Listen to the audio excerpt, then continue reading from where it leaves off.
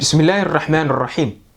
السلام عليكم ورحمة الله تعالى وبركاته.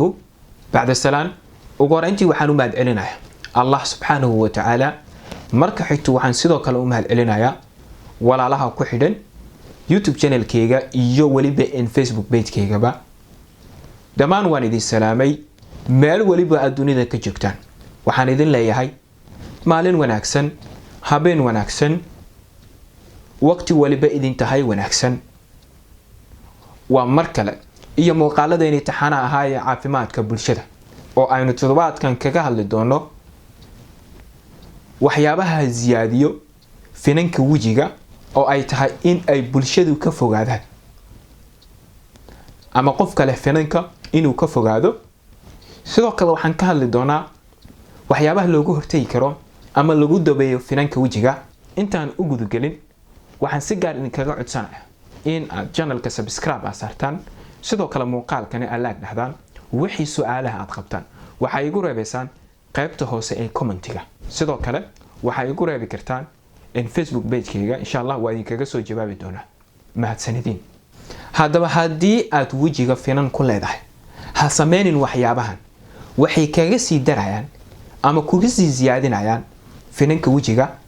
qodobka koowaad, jooji dhaqida badan ee wajiga. mar waliba aad wajiga meertid saliid xad dhaaf ayuu jirka soo deynaya. saliida badan waxay kuga sii ziyaadinayaan ama ay kaga sii darayaan finanka wajiga. waxa isweydiin mudan maxay tahay sababta marka wajiga loo meero oo jirka saliid xad dhaaf u soo deynaya? ilaahay subxaanahu wa ta'ala ayaa ugu talagalay haddii uu wajiga u qalalo in qanjirada ay soo deeyaan saliid badan si wajigi loo qoyo. haddii aysan wajigeenu uusan lahaan lahayn saliidaas wuu dildilaaci lahay sida cirbaha kale. maxaa yeelay cirbaha ma lahan qanjirada saliida soo saaro, waa sababta ay u dildilaacaan. marka saliida faa'iido badan ay noo leedahay. iyadoo sidaas ay tahay, haddii saliida xad dhaaf ay noqotana finan badan ama finanka ay kuga sii ziyaadinaysaa. sidaas daraadeed waxaa loo baahan yahay in aad joojisid dhaqida badan ee wajiga. qodobka labaad, jooji taabashada, dulduleedinta iyo tuujinta finanka wajiga. sidoo kale looma baahno in aad finka gudihiisa wax ku jira aad ka soo saartid, maxaa yeelay caabuqa ay kuga sii ziyaadinayaan haddii aad farahaaga ku taabatid ama intaad soo saaraysid. sidoo kale wajiga marka oo finka uu ka bogsadana waxay yeelan doonaan dulduleel ama boog ay ka yeelan doontaa. sidaas daraadeeda looma baahno in aad intaas samaysid. qodobka saddexaad, jooji soo jeedka badan habeenkii. waa inaad seexataa hurdo kugu filan, maxaa yeelay hurdo xumida ama hurdo yarida waxay keentaa in uu finankii kugu sii ziyaado. sidoo kale marna wajigaaga ha marinin kareemo iyo daawooyin aanan kuu qorin dhakhtar, oo ha ku tijaabinin kareem walba suuqa yimaado wajigaaga.